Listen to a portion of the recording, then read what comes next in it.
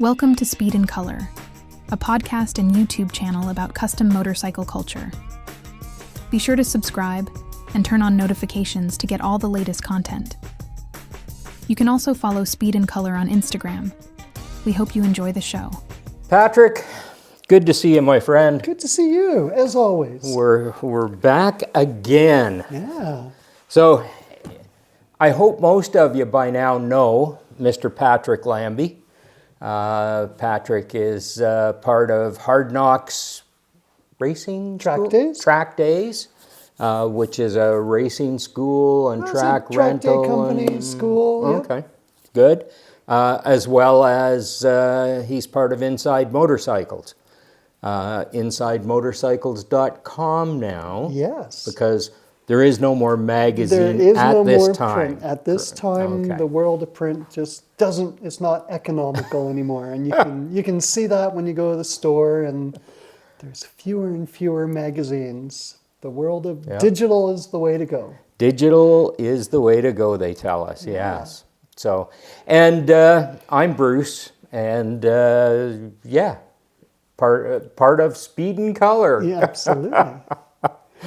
So, interesting, we were just talking before we started recording here, and Patrick and I share something this year, and that is that we're both going to retire.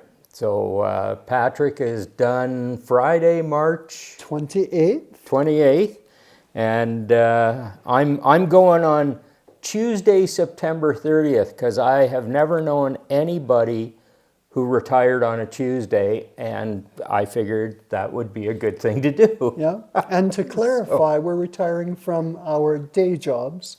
Our day You're jobs, still doing yes. Speed Kolor. I'm still doing Inside Motorcycles. We're just not going to be corporate people anymore. Right. We're both going to have way more time for what we like doing. Absolutely. Yeah. So anyway, it's all good.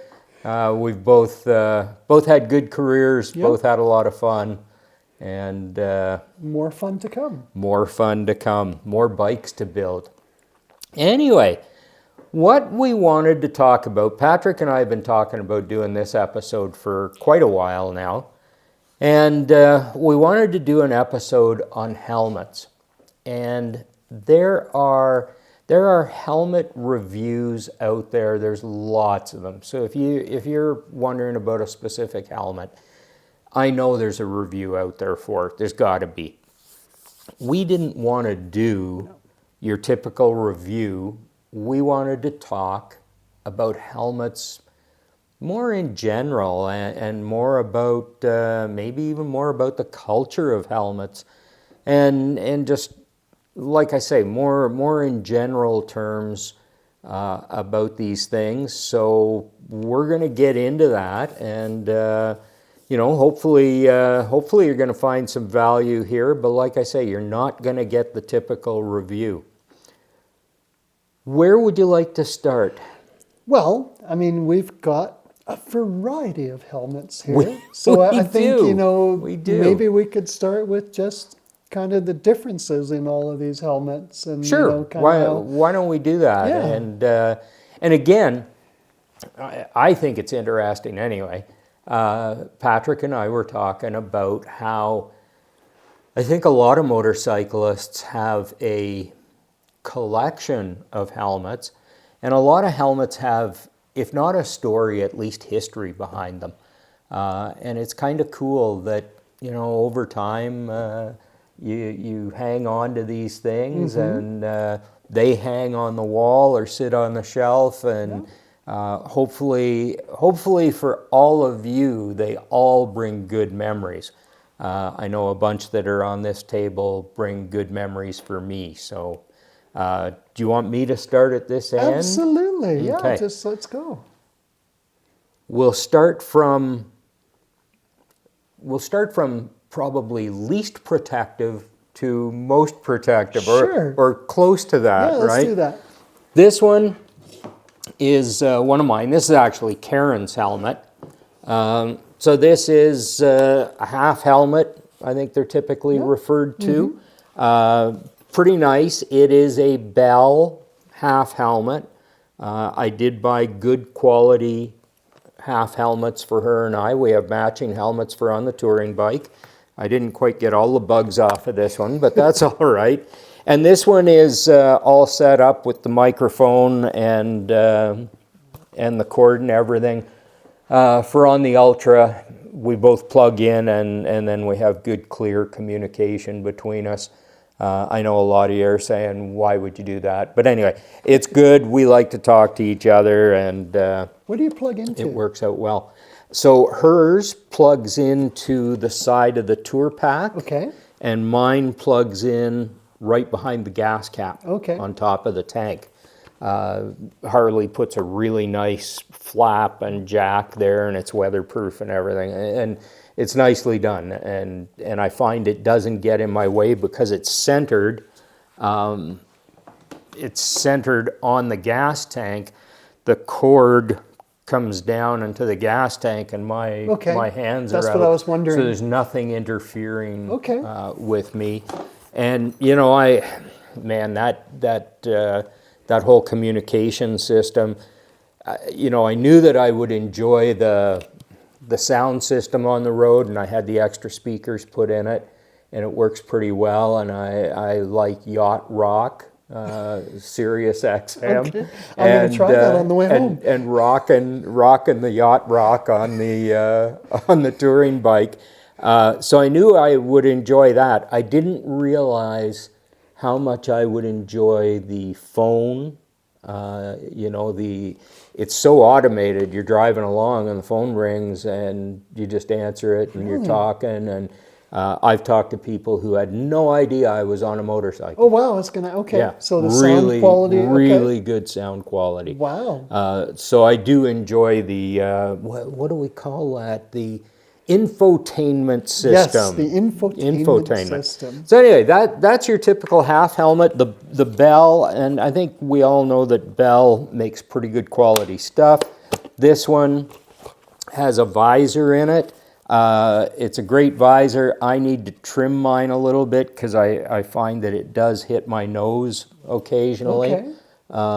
So, easy enough to just go in here and grind a little bit of this away. But kind of cool. I'm sure we'll get into talking a little bit about safety, and there are a lot of people out there who would say, oh, half helmet, that's not enough helmet, and do you know that most hits happen on the jawline, blah, blah, blah. We'll talk more about why I wear one of these, but if I guess for me, the bottom line is, if you're going to buy a helmet, buy a quality helmet. And I don't care if it's a half, a 3/4, I don't care what it is. If you're going to buy a helmet, buy a quality one. If you're really wanting to wear a helmet. That's my perspective.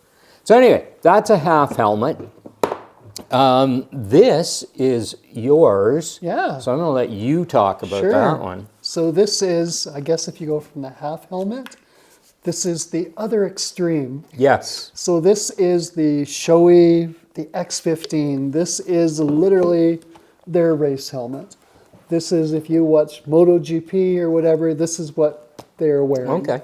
So this is the latest advancements in aerodynamics. When you look at it, it's all built for airflow. It's built so the faster you go, it gets more lift, and at a certain point, the weight is off your shoulders. It's built with a wide visor, so when your head's down, you still have good line of sight. In this particular one, I've got a tinted visor, just because I really don't like bright lights. So usually we're on the track during the day. So I have a tinted visor, easy to change in and out. And we'll talk more about different types of visors, hopefully, as we come up. But yeah, this is, as I say, it's kind of the extreme from, like, you start at the half helmet, and not to say that doesn't provide protection, but this goes to the other extreme, and part of it is the function of the helmet. This helmet is built when you're on the racetrack doing 200 kilometers an hour or more. That helmet is built when you're cruising on the highway. There's different speeds come with different if you do come off, different levels of risk. Right. So that's the big thing. I guess, at this point, the one thing you mentioned about buy a quality helmet, I would add to that, buy a helmet that fits. And that's Yes. a big thing. I'll call it a pet peeve of mine, because so often when I'm at the racetrack or working in other places, people are talking about they want, something like this Arai because they saw the cool graphic and that's Right. the helmet of their dreams kind of thing. And you see people sacrifice the fit of the helmet for the graphic. Right. And no two helmets are alike. And, this is great. This is a Shoei, that's an Arai. They fit different head shapes. Arai has different shells depending on which model it is, but they tend to be more of an oval head kind of thing, where Arai tends to be a bit more of people with a rounder head. So A is find the helmet that fits the shape of your head. No two heads are the same. You need to find the right helmet to fit. And then the other thing is make sure it fits, because so many people, their helmets are loose. And the whole purpose of the helmet is not to rebound, like when you have a collision, it is to transfer energy. Right. So if you don't have, your helmet is loose, and the people who we work with, our ambulance attendants and everything at the track, they have terrible stories of where people do not have the helmet that fits, so it's loose, and if they come in contact with the ground, it is not good, because then instead of absorbing energy, it's actually adding impact to the brain. Right. So when you get a helmet, take the time to make sure it fits. Part of that is everyone, and I agree, you can get great deals online, and everyone should take advantage of them. But going to a local dealer or a local store and making sure the helmet fits, that you don't, and walk around the store with it on. Make sure, does it have pressure up here? Then maybe it's not the right shape for your head. Do that. And once you know that, your Shoei fits you and you're a medium, then yeah, if you can get a deal online and that's what you want to do, you should go out and do it. But don't just order the helmet because you like the graphic or because it's dangerous and it's your head. So that's kind of my big pet peeve with helmets is, and I love graphics, I love this helmet, but it also fits me. And it's a good fit, it's a solid fit, it's snug, so I know it's not going to move in the event of a collision, I'm not going to have extra impact to my brain. This is what they're for. And the only other thing, just when I'm on my spiel about helmets, if they hit the ground, whether you crash, whether you set the helmet on your bike seat and it falls off, don't put it on your bike seat. That helmet's done. Because these are, I know they're this cool fiberglass or carbon.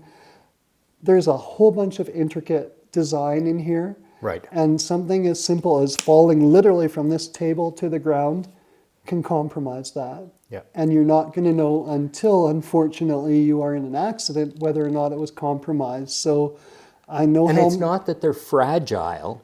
No. They're well constructed and everything, but you just can't take that chance. No, and they're built literally for a collision. So when it hits the ground, it does its job, but then it may be compromised. And you just, again, it's your head. And I know helmets are expensive and that's a hard thing to do, but it's your head. So if it hits the ground, whether it's from 3 feet or you have a crash and your helmet touches the ground, it's time to get a new helmet. Yeah. I guess what I would say to that, there was actually two things I was going to say. So one is, Patrick mentioned buying online, and what I'm going to tell you, because I am a district sales manager and I deal with a lot of dealers, I'm going to say that yes, definitely, go into a motorcycle shop, go somewhere where they carry a broad selection of helmets, make sure you find a helmet that fits you well. I had the guys from Arai fit me with this, but once I knew what helmet fit me, then I went and looked at graphics. So yes, don't buy the graphics and hope that you'll get used to the helmet or it will take on the shape of your head. But when you use the dealers like that and everything, I'm going to tell you, shop local. At least that first one. Buy it from a dealer, buy it from a local shop. Yep. Take advantage of that. As Patrick says, once you know what you are and you've made that initial purchase, oh yeah, if you see a good deal online, that's fair. I can go along with that. But if you're going to try on somebody's helmets and everything, I think it's really a good idea if you buy at least that first one from them. 100%. The other thing I was going to talk about is the graphics, and you mentioned dropping the helmet and stuff. Be careful if you're going to get your helmet painted. You want to have somebody who really knows what they're doing do it. You also want to make sure that whatever paint is being used is suitable for a helmet. I have seen helmets with cracks in them from solvent and all kinds of crazy things. Every manufacturer puts it in their warranty and their sales information. Do not paint this helmet. Again, you compromise the integrity of the helmet. Just really not a good idea. And then you wind up with an expensive helmet, a $1,500 helmet, with a $3,500 paint job on it that isn't going to protect you. Seems like a lot of money for something that's useless. So like I say, what I do for myself is I have some old helmets. I paint them and hang them on the wall. Who cares? But if you're going to use it, please make sure that the paint, and I'm not going to tell you what's right because I'm not even sure. Maybe it's a water base, whatever. There may be paints that work out there. But check that out, and I think you really want to go to the helmet manufacturer for the final word. Absolutely. I'm just going to take a look at our levels here. We're doing fine. We're good. We had a little glitch with the sound mixer, and I just wanted to make sure it's working right. Okay, so that's the maximum coverage kind of deal. Yeah. That's, they have different, and that's like all of these helmets are built for a different function. Ideally they're catering to a certain type of riding. Yes. The one that you started with is built for your cruising. Yes. The one that I just showed is built for that you are literally racing. Right. And they have different features. I'm not going to tell people whether they should do, if they're riding on the street, open face, full face. That's a personal decision. Right. We'll talk more about that in a minute.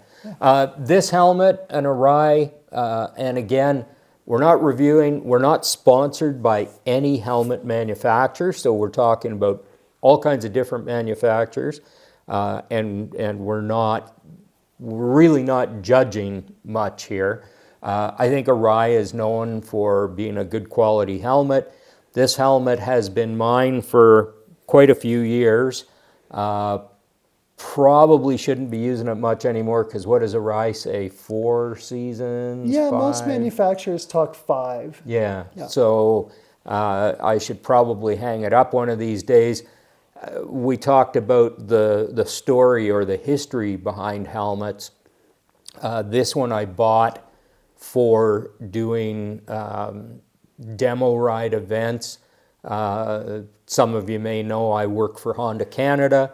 And when I went to work for Honda Canada, I wanted to wear, for corporate events, I wanted to wear a good quality helmet, but I also wanted something that at demo rides and stuff, I stood out so that people knew, oh, that's the Honda guy there, and that graphic did that for me. Any graphic would have worked, but I really liked that one. So anyway, that's the history for me behind that helmet. Is that was always my corporate helmet. That was kept for doing ride events and stuff like that. Where do we want to go next? Got to go on to this. We can go to that one. Do you want me to hand it to you? Sure, please. So this is when Karen bought me the Sportster. I wanted a helmet that was really special to me. So I went down to Ill Fated Customs, and I loved the color of this Built Well. This is a 3/4 or an open face helmet, whichever you want to call it. I have said it before, I think I look stupid on my chopper wearing a full face helmet. You may not agree for yourself, or for me for that matter, and I don't really care. It's how I feel about it. So I wear an open face helmet when I'm on my chopper. I would also feel stupid wearing the half helmet on the chopper. That's not my look. Okay. This is my look. So bought the Built Well, decent helmet for sure. Not over the top, but a decent helmet. It's going to do the job in the city, let's say. But what I did is I took this down to Gary Miller, who goes by the trade name Gamboogie, and I wanted it pinstriped by Gamboogie. So that helmet, and boy, when did I get this helmet? This helmet is at least 10 years old now. It doesn't have a mark on it. The pinstriping is absolutely gorgeous. I love it. So it pretty much sits on the shelf now. I've got other helmets to wear, and this is a Gamboogie original. So hopefully someday, I don't know, maybe there'll be a museum, or maybe there'll be somebody in the family who hangs it on the wall. Tracy would probably want this on the wall. With Frankie. Yeah, absolutely. So again, there's a story and a history behind that helmet, and I think that's kind of cool. Also, the one thing, and you touched on it before, it's done by someone who knows the correct paint to use. Yes, so nothing absolutely. has been done to, I mean, first of all, it's gorgeous. I'm jealous. But I mean, nothing has been done to compromise the integrity of the helmet. Right. Which is really, because I mean, it is very tempting to say, oh, I want, and to do a stencil and start spray painting your helmet. And it can be a big regret. Yep. Whether you've just, as you said, they can crack, and then it's, good for a flower pot maybe, or you can get hurt. So I'm just going to throw it in here, and I am not being critical of Built Well. They make some really cool helmets, and I think they make a quality product, and I think it's probably better than it was 10 years ago. But I do notice now when I wear one of my newer helmets, and then I put that one on, and I go, and I don't know if it's from wearing it that maybe things have compressed a little bit, or whatever has happened, sweat, all that stuff. But I put that helmet on and I go, this feels, I almost feel World War II-ish when I put it on. It feels a little crude. But like I say, it is more than 10 years old, and that's not a criticism of Built Well in any way. But you did touch on maintenance of a helmet, because they will pack in, and at some point, and yes, the manufacturers are all very clear that after 5 years, probably you need to replace a helmet. Some people may argue that that's good for the manufacturers, because every 5 years you're at least buying a new helmet, but they do pack in. There are options, like if you wear your helmet every day, like if you're commuting to work for an hour each way, it will pack in even in a year. Sure. And most manufacturers will sell you new cheek pads, new lining for the helmet, and it's a fraction of the cost of just replacing the helmet, but it is important. And yes, pretty much every helmet on this table, you can pull all of that out, throw it in the washing machine so it's not full of sweat. I mean, you wear that helmet at the track all day, and it's gross. Yes, absolutely. Absolutely. It's full of sweat, and it's disgusting.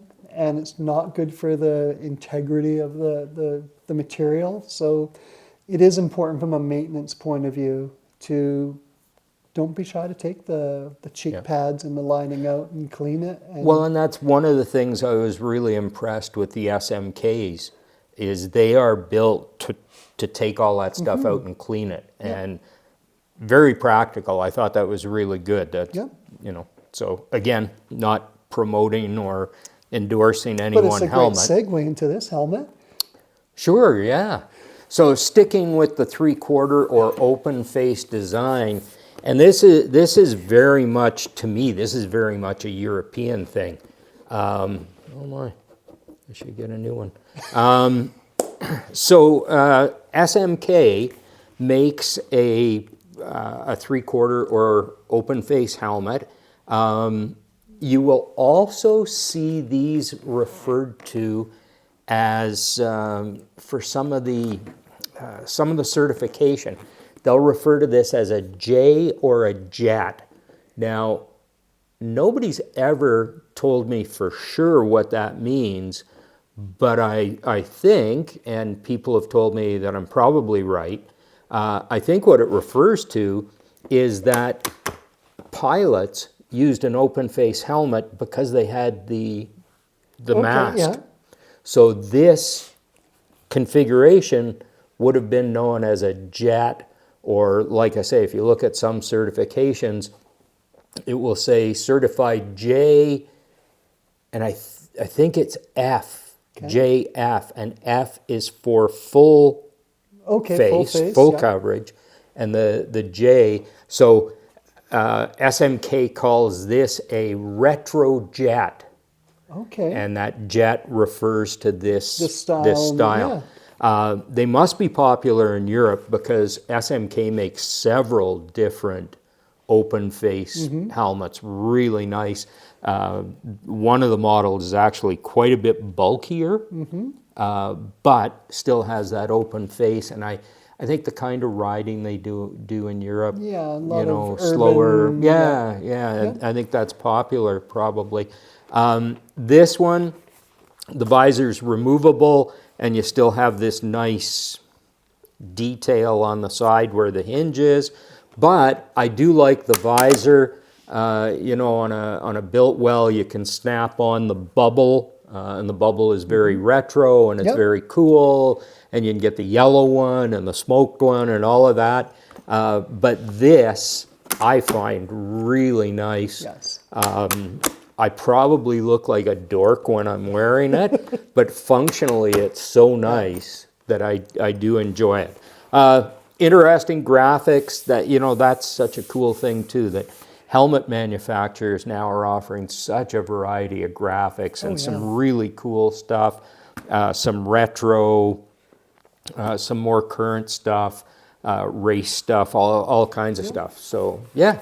One thing I do like, and I'll show you on this other one as well, SMK, I think, this was the first helmet I noticed it on, was these metal vents. And I think I looked at, maybe it was a built well the other day from Perth County Moto or somebody, and I noticed it had metal vents now.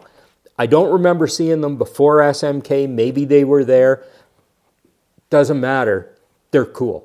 I like those metal vents. That's a great retro kind of style. No, it's super cool. And, and again, I know I kind of went on a bit of a rant about, graphics. I'm not saying they're not important, because these helmets are a chance to express your personality. Absolutely. Whether it's this one or that, but so I don't want to downplay the importance of graphics, because I love graphics as much as the next guy, but this helmet's a good example also why you don't have to pay a fortune for a helmet. And, as an example, that Shoei, I believe if you were to buy it, the MSRP is about $1,400. This helmet's a lot cheaper, but this helmet is ECE certified. So it has gone through the rigorous testing that's required to receive that. There are lots of options. So don't let budget be a factor. Don't feel that, you have to only have a Shoei or only have an Arai. And I'm not saying their products aren't worth it. I think they have a lot of technology. They do a lot of advancements, but there are a lot of options out there. Again, if you're trying a Shoei, it doesn't fit. Trying a Arai, it doesn't fit. But maybe it's an SMK, fits your budget and it fits your head. Yep. Then that's the helmet you should get. And, Bruce and I have looked, and we have a lot of SMK, and again, we're not promoting them, Right. but they're just a really good example of there are lots of options out there to fit every price and every form of riding you're going to do. So there is literally no excuse not to have a good helmet that fits you properly. Right. Man, I like to rant a lot. No, it's good. When do we want to talk about ratings? Maybe we'll finish the types. Okay, and it's up then to you. then Sure. remember we're going to talk about we'll come ratings. back to that. Do you want to talk modular now? Do you want to talk modular? Well, or? I don't know how to open it. Oh, okay. Well, then I'll talk modular. Again, another decent helmet, good helmet from SMK. Again, quality is always debatable. It's subjective. I think this is a fine helmet. This one is a modular, so the visor flips up. Notice we're going to talk about pin lock. The pin lock is installed on this one. So the visor flips up. You also have the whole jaw flips up. And I'm sure you've seen these out there. Lots of guys wear them. Style of bike, I don't know, maybe more adventure. Again, it's certainly not a helmet that I would wear on a chopper. Would I wear it on the touring bike? Yeah, I don't mind it. I have worn it. I don't mind it on that at all. I might pick a different color to go with my bike, but it works just fine. The modular, and this is where I was talking about that dual rating, that JF thing, and I don't think it's on here, but the rating for a modular helmet, you can get modulars that are rated, certified for just the helmet the shell. three-quarter Yep. part, if you will. And then there are others that are rated with the modular. Helmets are always awkward when you're trying to hang on to them, huh? Absolutely. This one in particular has both ratings, the J and the F, so it is tested with this in place as well. You will find modular helmets that are only tested for the main body. Yep. They're not tested with this in place. So I would say if you can get a rating with this in place, probably, a little better helmet if that's important to you. I like it. Again, just really good quality, some leather trim, really, really nice, good venting. Good street helmet. And then, the beauty of these is obviously you pull up to the gas station, you go in, you fill your bike, you go in to pay, and the number of times you go in with a full face helmet, and you just feel stupid standing in line to pay. These you can flip up, you can have a snack, you can have a drink. I will tell you, and I know they've got their rating, but you do give up, if you compare to a full face where there is no mechanism in here, you do give up something. So as an example, at the racetrack, we don't let people wear modular helmets. Right. It's not to say that we don't think they're safe or anything, but in that environment, having that additional point of pivot, we don't think is a necessary risk kind of thing. But I own several of these modular helmets. I love them when you're out for a long day of riding. They're great. I see guys going down the road where it's super hot and they flip the whole thing up. Yeah. So it is, they're a very versatile helmet. They're a great option, especially if you're doing multiple types of riding and you only want to have one helmet. So they're a great option. Yep. Do you want me to put that back? Or do you want to talk about it some more? I was going to talk about something. Maybe I wasn't. Okay. You mentioned something, but we'll get back to it. Yeah. Do you want to go on to this one? You should talk. Oh, that's what I wanted to show. Oh, Thank sorry. you. You just reminded me. I looked at that next helmet. So this one too has a newer style. So we're all used to the D-rings, and D-rings work great, and no issue with them or anything. But this helmet has a newer style. I'll try and get close enough. I'll see if I can zoom in. It's sort of a quick lock kind of deal that you release just by pulling that. Boy, oh boy, that is slick. On this helmet, I love that. It's just so quick to do it up and to undo it, and seems plenty, well, obviously it passed certification and everything, so I take it it's strong enough. Absolutely. No issue there. But these newer latches are really nice. Yeah, very cool. That's what I was going to mention. Okay, well, I'm glad we remembered. Do you want to go on to this one? Absolutely. Sure. So adventure riders make up a huge part of the market. It's a big growing part of the market, and adventure helmets are everywhere. When you talk about stories with helmets, hopefully this one will have a story, because this was just sent to me because we are planning a trip to the Arctic Ocean, and this is the helmet I will be wearing. So hopefully it will have a story to it, and a good story, not a bad story. Do you want to talk about that trip, or just tell people the basic concept it's of the trip? The premise is the story is going to be called Chasing 60, because this summer I will turn 60. So we're going to mark the occasion by riding north of 60 to the Arctic Ocean. So that's the premise of the story. Stay tuned to InsideMotorcycles.com. That was a good plug, wasn't it?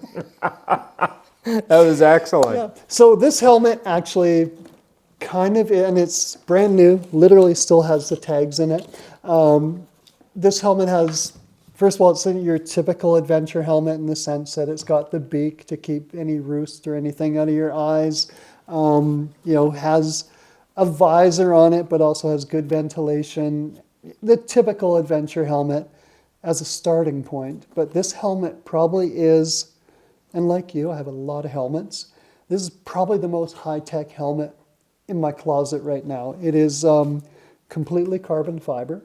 So it weighs barely over 3 pounds. The visor on this is something I've never tried before. It is photochrome, and some companies call it photochromatic, but it will change with the daylight situation. So when it is dark, it will be clear. When you're riding in a hot sun and it's bright, it will turn dark. And again, if you're like me and I don't want to have sunglasses or anything inside my helmet, not having to change visors is a wonderful thing. Yeah. The other thing, and you did mention it before, this comes set up for pin lock. And pin lock, if you haven't used it before, is, in fact, this helmet has it already in. Yes, it does. Well, we'll come back to pin lock then. Okay. This one's set up for pin lock. I like how big the visor is on this thing. This is huge, and this is actually big enough that when you pop it up, you can actually put the set of goggles in here. Right. You have the option, you can easily remove this, but you can leave it up, throw goggles in here, so if you hit that really dusty stretch of road, because and this has a great seal, no matter how good the seal, you hit like that sandy road and you're going to have dirt everywhere in your eyes, and so the opportunity to put on goggles is super important, especially if you're doing. Some of the adventure riders maybe never leave the pavement. If you're going beyond the pavement, that's a great feature. Yep. This helmet, and we talked about it before, how helmets are about controlling and dispersing energy in the event of a crash. This has, and this is from Liat, this has what they call their 360 turbines in it, which is not only about protecting your head in the impact, but actually letting the helmet rotate a little bit, so that if you do crash, you don't have this jarring thing where your head naturally wants to turn, but the helmet doesn't. So this is, honestly, I look forward to trying it. I honestly have not worn it yet because it's very cold outside. Right. But yeah, I hope I have a great story Pretty to go with serious it. technology. It's a great, and again, you don't need to go this far. There's lots of adventure helmets. This one, sorry, I should have mentioned because Bruce was talking about latches. This one is actually a magnet, and it's I was very skeptical when I first got it, but it is literally just a magnet that pops in there.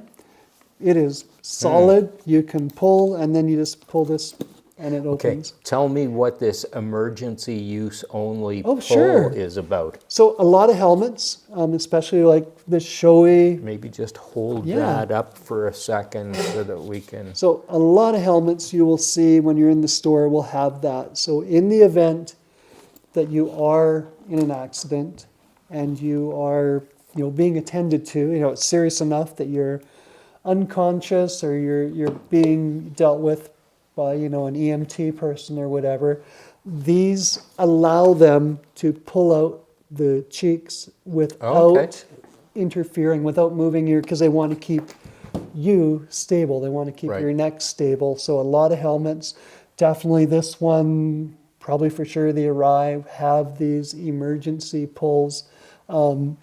And it's really geared for if you are in an accident. Okay.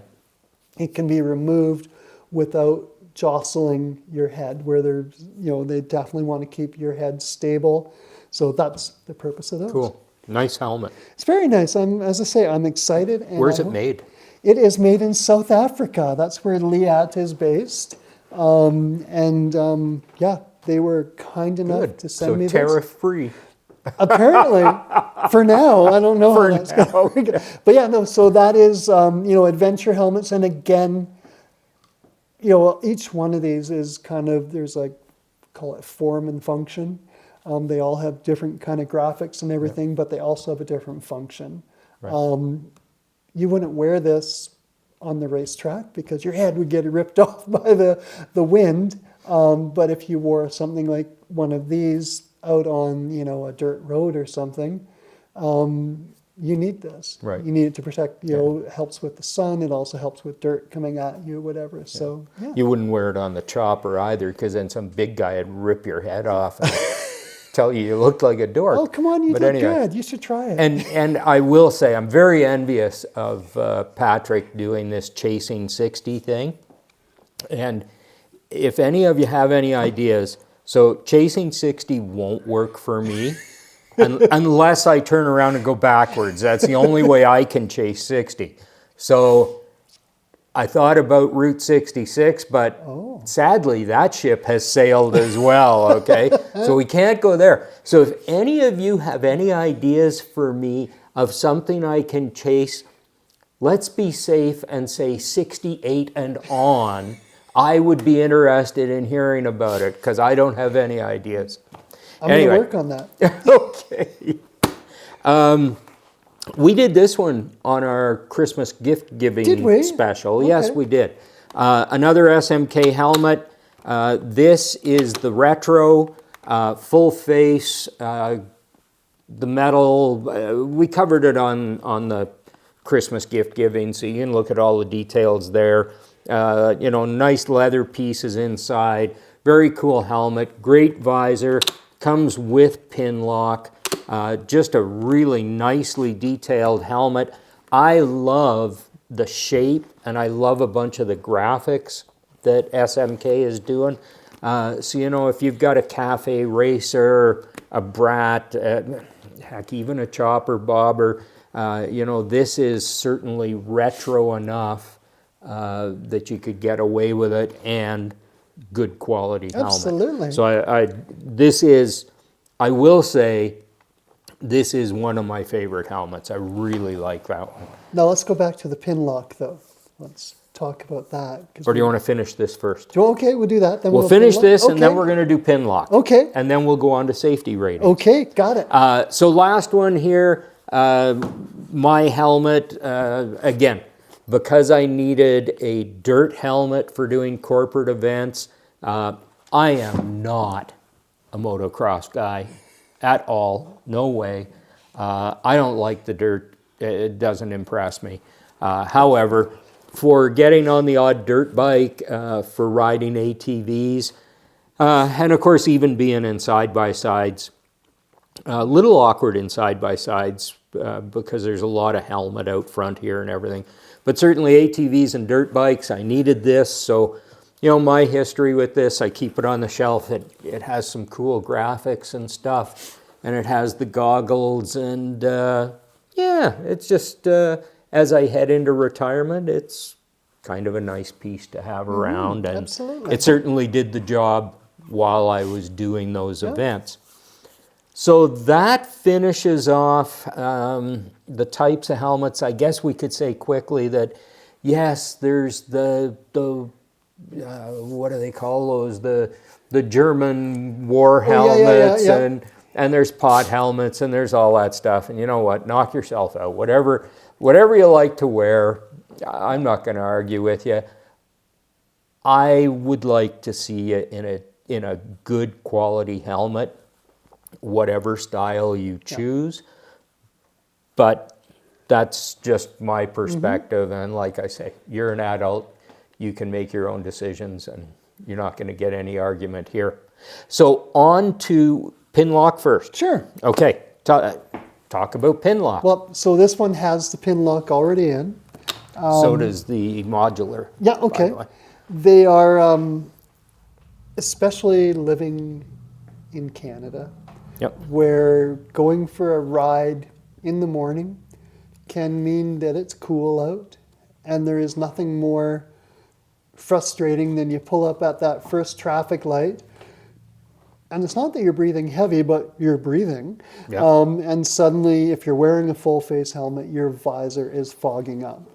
And that can be because it's early or it's raining outside, so suddenly you got to pop your visor up an inch or so it'll clear up. But that sucks when it's raining, and you got spray coming at you depending what bike you're riding. So pin lock is literally just an insert that clips right in here. It does not change your visibility. They're incredible technology, and it prevents it from fogging up.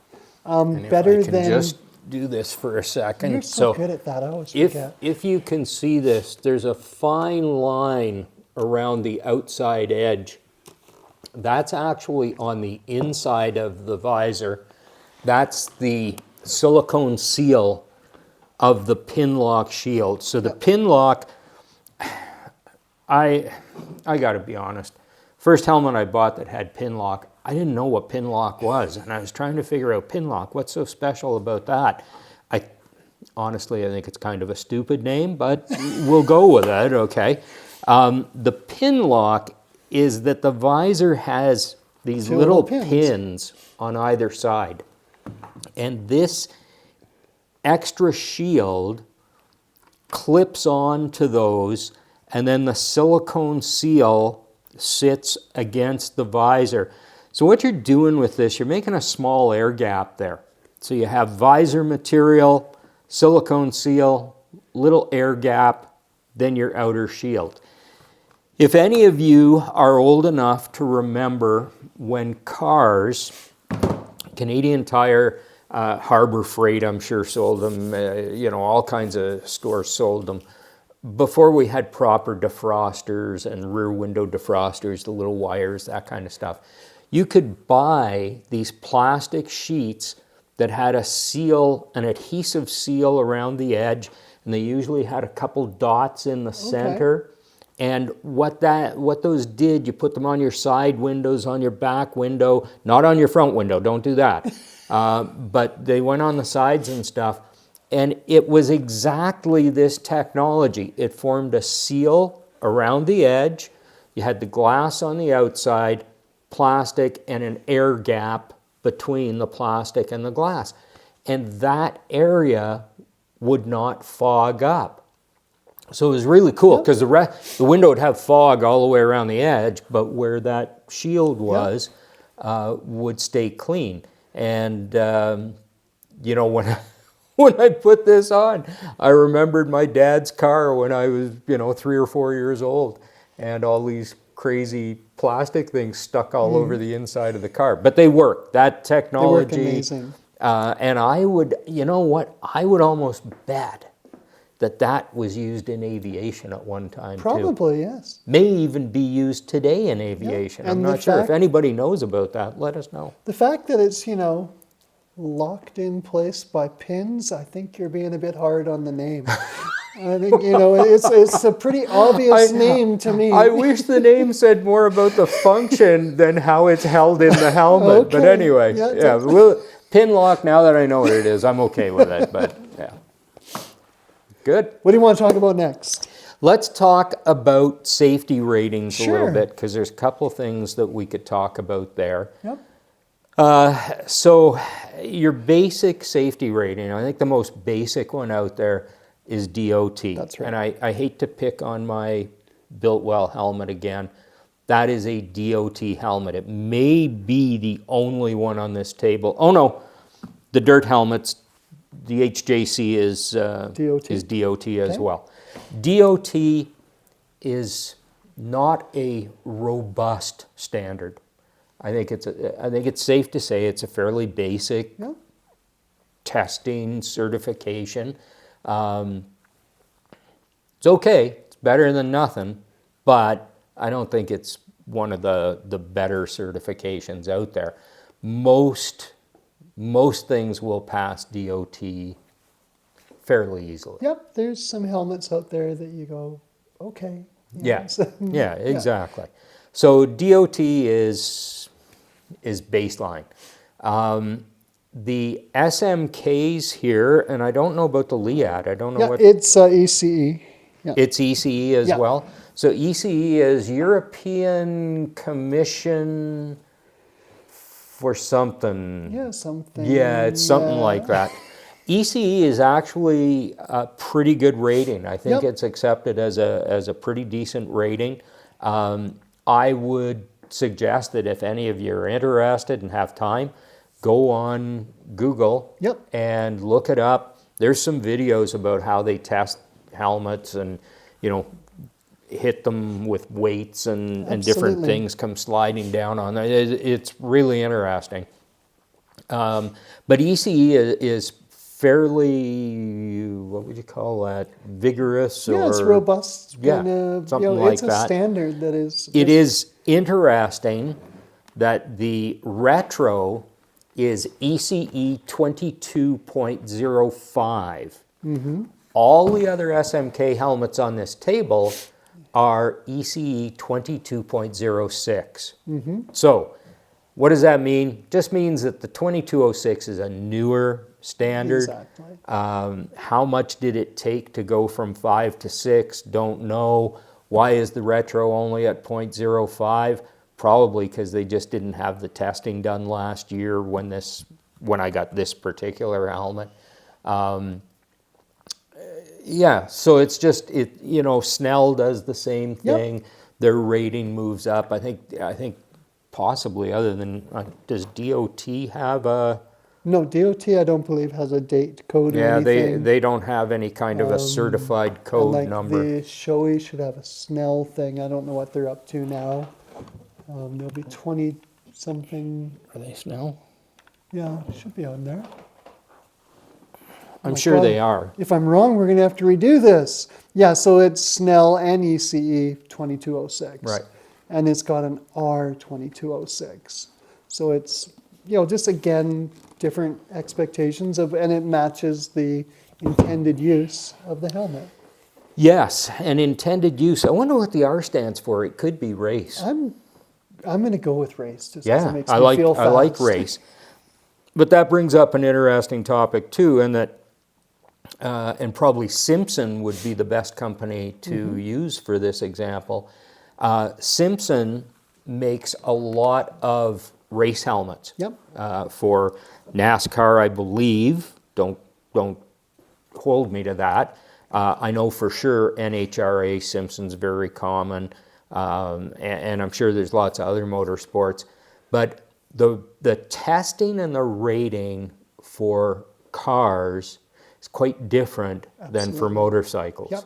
So, you can go drag race your street car, and a motorcycle Snell rating, the track's probably going to accept it. The tech guys, when you go through through tech inspection, they're going to be fine with that helmet because it's better than what they require. But just so you know, a drag race helmet, for example, with a Snell rating is tested more on round objects like tubing, like the chassis. That's what you're most likely to bounce your noodle off of, is a roll bar in the chassis. Motorcycles don't run into a lot of round tubes, so motorcycle testing is subjected to different shapes than what that drag race helmet is. So that's a little bit extra about Absolutely. Snell. Yep. Snell is one of the other really good certifications like ECE. That's essentially the North American version of ECE. Okay. So Snell is North American, ECE is the European standard. Okay. And some helmets have both, such as the Shoei. I think Arai comes with both. But again, just seeing that whatever helmet you're getting has that standard is important. And again, it goes back to, you don't have to spend that kind of money to get the level of protection. Right.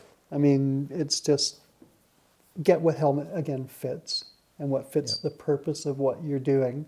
Because even with, the difference of, you mentioned car and motorcycle, there's a lot of racetracks, people will go with their motorcycle helmet thinking, I'm going, and they will say no, because they're made for different type of impact. And they're made for different type of testing and different purposes. Yes. So it is a very, motorcycle helmets are built for motorcycles and for very different, like I keep looking here at this helmet, which I also love, but you look at the size of the port where you're looking through compared to, say, the Shoei or whatever, it's made for a different use and a different purpose. Absolutely. Yeah. So to me, that's, again, it's just a pet peeve, because I think it's your head.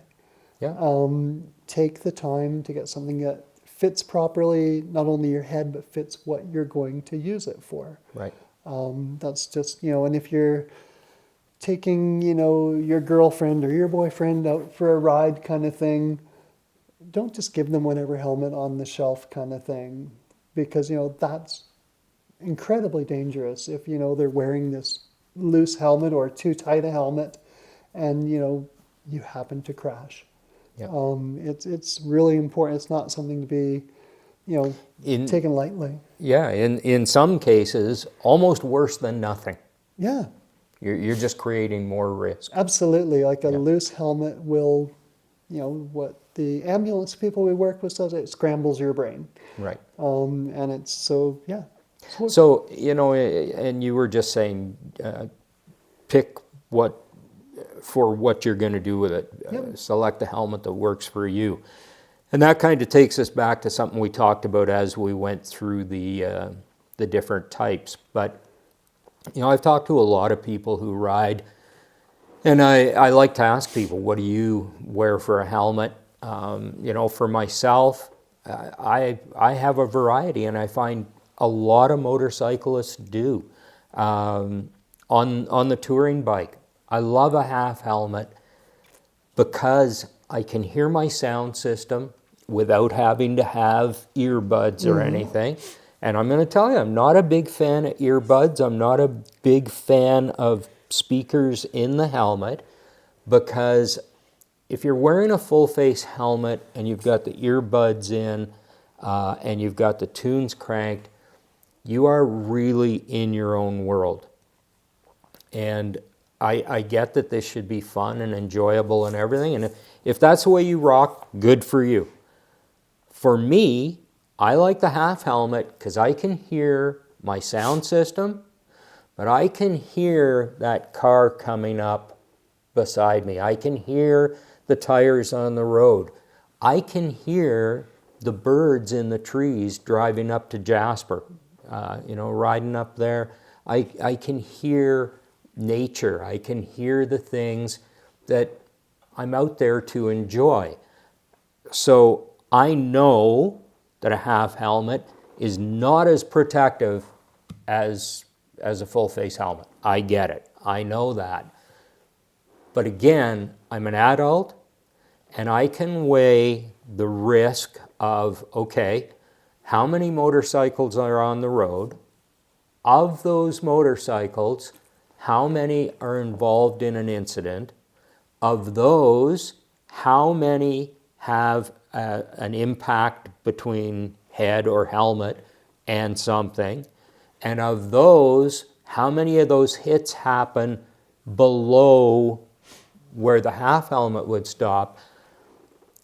And with no kids at home, all the things that you take into consideration, Karen and I both can make the adult conscious decision that we are comfortable with the risk involved in wearing a half helmet.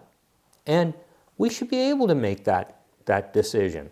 And I really have a problem with these safety people who are going to tell me, you should wear a full face helmet, and they make me feel like I'm some kind of idiot because I don't wear, a $2,000 full face helmet. You know what? I respect you for whatever you wear, and I wish people would respect me. Again, on the chopper, I wear a 3/4. Yeah, it's about the look. I'm not proud. It's about the look. I want to look like I belong on that thing.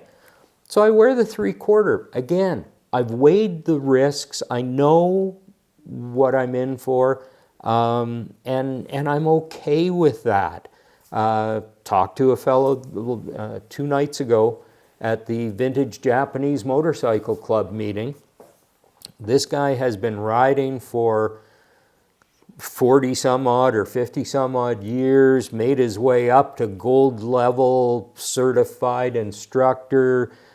He's worked with, sounds like he's worked with cops and all kinds of stuff. This guy is a long time avid rider, and he's shopping this year for his very first full face helmet. And he told me, he said, I never considered the safety aspect. He said, I need a full face because the windshield on my new bike is shorter than my old one, and the wind hits me in the face, and I'm tired of it, so I want a full face so the wind isn't hitting me in the face. And, that's okay. Hey, there's a guy who has ridden for decades and has not had a full face helmet, and he's fine. And I know that's just a one-off, but I'm just saying, even very well educated people, very knowledgeable, very skilled riders make the choice to wear what they want to wear. Yeah. Lots of guys have Brent down at PFX. He's got an open face. He's got, I forget what all he had on the shelf, but I think he had 4 different helmets. And he said, I wear the helmet based on the riding that I'm going to do and the machine that I'm going to be riding. Hey, cool. I would even say the guys who wear turbans, hey, respect, man. Yep. If you're, when I say sick, I've been told that that's actually the proper pronunciation for Sikh. So please don't think that I'm saying they are ill in any way. I'm saying that they are sick riders. And you know what? If that's your faith and everything else, no issue, no argument from me. You are totally cool. I'm glad you're out there on 2 wheels twisting a grip. I'm good with it. Interesting thing about sick riders. I talked to a guy one day. He had his Honda Fury in getting serviced, and he was standing there with his turban. I shouldn't say it quite like that, I guess. But anyway, he was wearing a turban. Yeah. And I said to him, I said, I'm interested. I notice you're wearing a turban. Do you wear a helmet when you ride? And he said, absolutely. He said, I would never ride without a helmet on. And I said, okay, you're going to have to help me here. Again, I don't mean to offend you, but how do you get past your faith, to wear the helmet? And he said, oh, it's really easy. He said, I put a do-rag on in the morning, and when I put my jacket on, I tuck my hair inside my jacket. And he said, as long as I never take my jacket off during the day, I am keeping my faith, my hair and my head is covered, and I don't have an issue. I don't know if that works for every Sikh, but it was reasonable for him. It allowed him to do what he felt comfortable with. Yep. And again, I'm good with that. If he rides with a whole bunch of guys who are wearing turbans, good with it. Yeah, and I think it is how you said it's what you're comfortable with. Yeah. My wife will tell you, way too many helmets. Every one of them is a full face helmet. And that's just what I'm comfortable with. And I have ridden every Harley that is in their current lineup, always with a full face helmet. And it's almost the same thing you're saying, but it's the reverse, where it's like, let people wear what they want to wear. Right. If someone wants to wear a half helmet, a full face helmet, that's a personal choice. It's no different than whether you want to have a matte black helmet or big shiny graphics. Do what you want. Yeah. There's some things, like we said, take into account. Whatever helmet you're wearing, make sure it fits. Yes. Make sure it is within reason, and everyone has to decide for themselves. Is 5 years the magic number? I don't know. But don't be going out with that helmet that's like from the 40s and it's like this leather thing, there's better quality stuff out there. But yeah, I think it's go with what fits you. You're making me feel guilty about my built well, you know that? No, it's go with to me, it's what you're comfortable in. And like for me, and I don't know why, I've never owned anything other than, I did actually, because when you were talking about the bubble, the yellow bubble, when I first started riding, like when I was 8 or whatever, I had that helmet, not that one, but that style with the yellow bubble. So, yep. But other than that, I've never had anything other than a full, and that's just what I like. It doesn't mean it's right or wrong. I'm with the gentleman you were talking to. It cuts down on wind and everything. I think if you have a good helmet, you're still hearing what's going on around. Even when I go on group rides and people are going, oh, we should have, the communicators. And I'm going, I don't like you that much. But this is my time to actually have time to think. So I'm not worried about communicators. I just like the feel of a full face helmet. And, and I have been on, press launches with Harley things. I've been on rides with Calgary Harley here. And there's lots of guys wearing full face helmets. There's lots of guys wearing half helmets. There's guys wearing, I don't know what you call them. They're not even a half helmet. And it doesn't matter. It's do what you want. Yeah. As you say, you're an adult. You pick what you want to wear. Absolutely. And if you feel good about it, and again, it's a matter of understanding the risks. Yeah. Taking everything into consideration and making the decision that's right for you. Absolutely. Yeah, I must admit, the states that don't have a helmet law. Yep. I watch our friend Kurt ride with his ball cap on backwards on the chopper. That's kind of cool. I think I would do it on a rural highway. Yeah. Without a lot of cars around and stuff. I think I might do it just for the experience. That said, my personal history, my personal experience, I have fallen off a motorcycle 3 times in my life. And all 3 times I wasn't wearing a helmet. And after the 3rd time, I said to myself, you're an idiot. Put a helmet on and you'll stop falling off.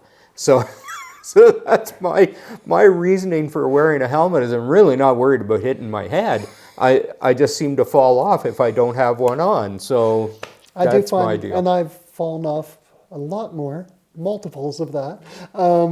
But when I do, like even if you're at the track or in the shop when you're moving a bike and you just jump on it, with your ball cap, I feel so weird. I'm just like, this is wrong kind of thing. So it's just, again, it gets ingrained after decades of riding. Yeah, absolutely. Well, Did you have anything else we needed to talk about? I think I've ranted a lot about helmet safety. We had a lot of fun. This Yeah. was good. I enjoyed this. Yeah. I hope the listeners and the viewers enjoyed it as well. Yeah, and it was nice to talk about helmets in these terms and not be trying to review them. No, I mean, I do review helmets, but that's not the purpose of this. At InsideMotorcycles.com, Yes, right? No, but it is very different. And sometimes even when you're reviewing a helmet, it's a different purpose. It's about explaining the features of a helmet, where this is much more about when you're looking for a helmet. Yeah. Forget about the brand. I mean, we've got, I kind of lost count, at least 6 different brands up here. Yeah. I have to be honest, I'm not brand loyal. Right. You go in my closet and there is at least half a dozen brands.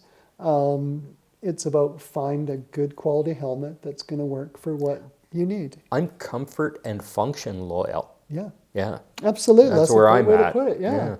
Yeah, very good. Absolutely. And while we're talking about it, InsideMotorcycles.com, you can find Speed Kolor there. They actually have a link on the InsideMotorcycles.com page that you can link over to Speed Kolor, and I would be happy if you did that.